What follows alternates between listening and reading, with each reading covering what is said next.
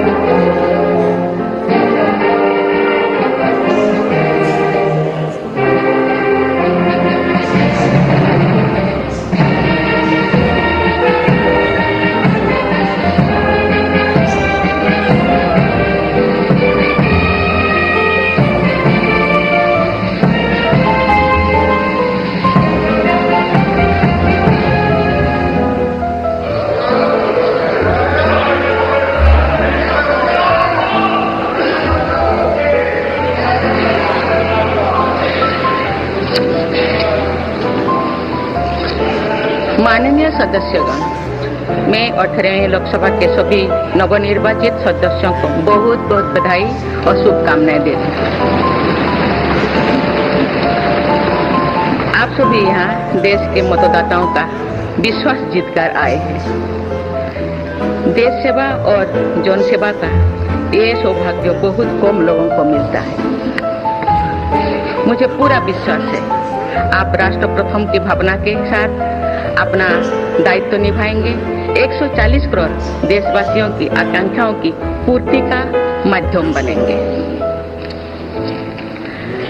मैं श्री ओम बिरला जी को लोकसभा के अध्यक्ष की गौरवपूर्ण भूमिका के निर्वहन के लिए शुभकामनाएं देती हूँ। उनके पास सार्वजनिक जीवन का बहुत व्यापक अनुभव है। मुझे विश्वास है कि वे लोकतांत्रिक परंपराओं को अपने कौशल से नई ऊंचाई से देने में सफल होंगे। माननीय सदस्यगण, मैं आज कोटि-कोटि देशवासियों को की तरफ से भारत के चुनाव आयोग का भी आभार व्यक्त करती हूँ। ये दुनिया का सबसे बड़ा चुनाव था। करीब 64 करोड़ मतदाताओं ने उत्साह और उमंग के साथ अपना कर्तव्य निभाया है। इस बार भी महिलाओं ने बढ़ चढ़कर मतदान में हिस्सा लिया है। इस चुनाव की बहुत सुखद तस्वीर जम्मू कश्मीर में भी सामने आए हैं। कश्मीर घाटी में वोटिंग के अनेक दशकों के रिकॉर्ड टूटे हैं। बीते 4 दशकों में कश्मीर में हमने बंद और हड़ताल के बीच कम मतदान का दौर ही देखा था। भारत के दुश्मन इसको वैश्विक मंचों पर जम्मू कश्मीर की राय के रूप में दुष्प्रचारित करते रहे, लेकिन इस बार कश्मीर घाटी ने देश और दुनिया में ऐसे हार ताकत को करारा जवाब दिया है। पहली बार इस लोकसभा चुनाव में घर पर जाकर भी मतदान कराया गया है। मैं लोकसभा चुनाव से जुड़ी हर कर्मी को सराहना करती हूँ और अभिनंदन करती हूँ। माननीय सदस्यगण, 2024 के लोकसभा चुनाव की चर्चा आज पूरी दुनिया में हो रही है। दुनिया देख रही है कि भारत के लोगों में लगातार तीसरी बार स्थिर और स्पष्ट बहुमत की सरकार बनाई है।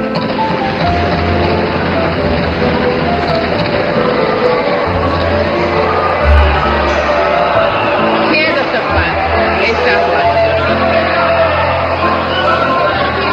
6 दशक बाद ऐसा हुआ है। ऐसा समय में जो भारत के लोगों की आकांक्षाएं सर्वोच्च स्तर पर है, लोगों ने मेरी सरकार पर लगातार तीसरी बार भरोसा जताया।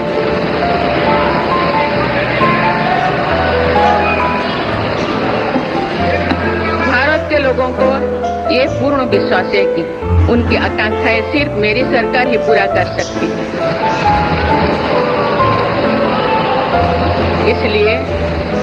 इसलिए 2024 का ये चुनाव नीति, नियत, निष्ठा और निर्णयों पर विश्वास का चुनाव रहा है।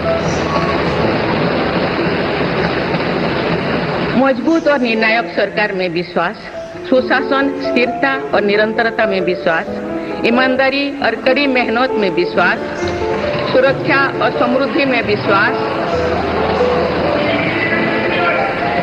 सरकार की गारंटी और डिलीवरी पर विश्वास, विकसित भारत के संकल्प में विश्वास। मेरी सरकार ने 10 वर्षों से सेवा और सुशासन का जो मिशन चलाया है, ये उस पर मुहर है। ये जनादेश है कि भारत की विकसित बनाने का काम बिना रुके चलता रहे और भारत अपने लक्ष्यों की प्राप्ति करते रहे। इस स्थिति को ऐसे ही बेरोक-टोक नहीं चलने दिया जा सकता। आज के समय में टेक्नोलॉजी हर दिन और उन्नत हो रही है। ऐसे में मानवता के विरुद्ध इनका गलत उपयोग बहुत घातक है। भारत ने विश्व मंच पर भी इन चिंताओं को प्रकट किया है और एक ग्लोबल फ्रेमवर्क की वकालत की है। हम सभी का दायित्व है कि इन प्रवृत्ति को रोकें, इस चुनौती से निपटने के लिए नए रास्ते खोजें। माननीय सदस्यगण, 21वीं सदी के इस तीसरे दशक में आज ग्लोबल ऑर्डर एक नया शक्ल ले रहा है। मेरी सरकार के प्रयासों से आज भारत विश्व बंधु के रूप में दुनिया को नया भरोसा दे रही है। मानव केंद्रित अप्रोच रखने की वजह से भारत आज किसी भी संकट के समय फास्ट रेस्पॉन्डर और ग्लोबल साउथ की बुलंद आवाज बना। कोरोना का महासंकट हो, भूकंप जैसी कोई त्रासदी हो या फिर युद्धों की स्थितियां, भारत भावना मानवता को बचाने में आगे रहा। भारत को देखने का विश्व का नजरिया कैसे बदला, ये इटाली में हुई G7 समिट में भी हम सभी ने अनुभव किया। भारत ने अपनी G20 अध्यक्षता के दौरान भी विश्व को अनेक मुद्दों पर एकजुट किया। भारत की अध्यक्षता के दौरान ही अफ्रीकन यूनियन को G20 का स्थायी सदस्य बनाया गया है। इससे अफ्रीका महाद्वीप के साथ साथ पूरे ग्लोबल साउथ का भरोसा मजबूत हुआ है। नेबरहुड फास्ट पॉलिसी में चलते हुए भारत ने पड़ोसी देशों के साथ अपने रिश्तों को मजबूत किया है। 7 पड़ोसी देशों के नेताओं का 9 जून को केंद्रीय मंत्रिपरिषद के शपथ ग्रहण समारोह में भाग लेना मेरी सरकार की इस प्राथमिकता दर्शाते हैं। भारत सबका साथ सबका विकास की भावना के साथ इंडो पैसिफिक क्षेत्रों के देश के साथ भी सहयोग बढ़ा रही है। पूर्वी एशिया हो या फिर मिडिल ईस्ट और यूरोप, मेरी सरकार कनेक्टिविटी पर बहुल बल दे रही है। भारत के विजन ने ही India middle east Europe economic corridor को आकार देना शुरू किया है। ये कॉरिडोर 21वीं सदी के सबसे बड़ी गेम चेंजर में से एक सिद्ध होगा।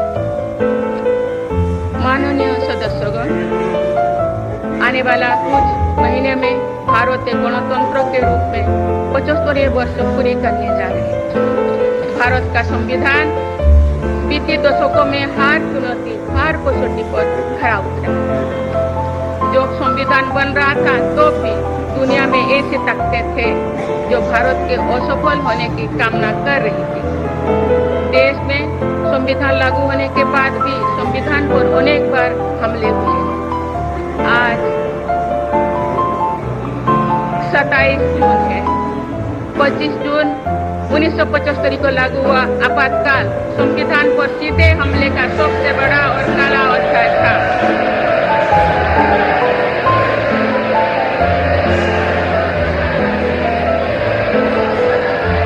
तो पूरे देश में हाहाकार मच गया था, लेकिन ऐसी असंवैधानिक ताकतों पर देश ने विजय प्राप्त करके दिखाया, क्योंकि भारत के मूल में गणतंत्र की परंपराएं रही है। मेरी सरकार भी भारत के संविधान को सिर्फ राजकाज का माध्यम भर नहीं मानती, बल्कि हमारा संविधान जन चेतना का हिस्सा हो, इसके लिए हम प्रयास कर रहे हैं। इसी ध्येय के साथ मेरी सरकार ने 26 नवंबर को संविधान दिवस के रूप में मनाना शुरू किया है। आप भारत के उस भूभाग हमारे जम्मू कश्मीर में भी संविधान पूरी तरह लागू हो गया है, जहां आर्टिकल 370 की वजह से स्थितियां कुछ और थी। माननीय सदस्यगण, राष्ट्र की उपलब्धियों के निर्धारण इस बात से होता है कि हम अपने दायित्वों का निर्वहन कितनी निष्ठा से कर रहे हैं।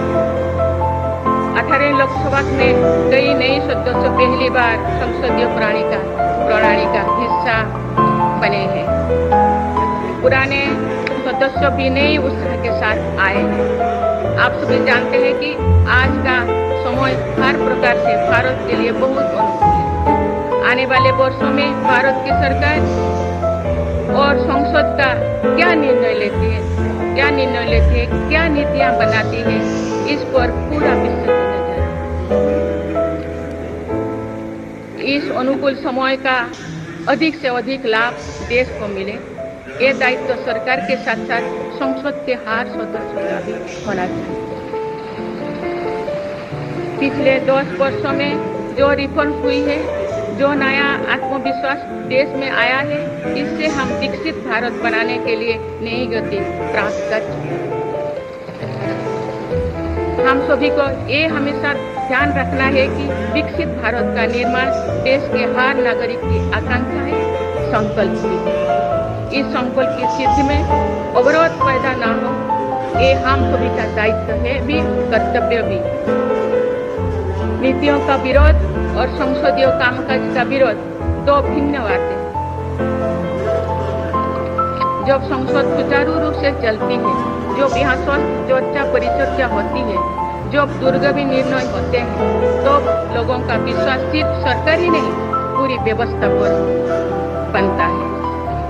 इसीलिए मुझे भरोसा है कि संसद के पल पल का सदुपयोग होगा, जनहित को प्राथमिकता मिलेगा। माननीय सदस्यों, हमारे वेदों में हमारे ऋषियों ने हमें कुछ नीति वाणी दिए, जैसे कि समान मंत्र हो, समिति ही समानी की प्रेरणा दी। अर्थात हम एक समान विचार और लक्ष्य लेकर एक साथ काम करें। यही इस संसद की मूल भावना है। इसलिए जब भारत तीसरी नंबर की इकोनॉमी बनेगा, तो देश की इस सफलता में आपकी भी सहभागिता होगी। हम जब 2027 में आजादी की शताब्दी का उत्सव विकसित भारत के रूप में मनाएंगे, तो इस पीढ़ी को भी श्रेय मिलेगा। आज हमारे युवा में जो सामर्थ्य है, आज हमारे संकल्प में जो निष्ठा है, हमारी जो असंभव सी लगने वाली उपलब्धियां हैं, ये इस बात का प्रमाण है कि आने वाला दौर भारत का दौर है। ये सदी भारत की सदी है और इसका प्रभाव आने वाली 1000 वर्षों तक रहेगा। आइए हम सब मिलकर पूर्ण कर्तव्य निष्ठा के साथ राष्ट्रीय संकल्पों की सिद्धि में जुट जाएं, विकसित भारत बनाएं। आप सभी को मेरा बहुत बहुत बहुत शुभकामनाएं। धन्यवाद। जय हिंद, जय Bharat. Thank Basu Matari to second the motion. I rise to second the move by Sri Chirag Paswan.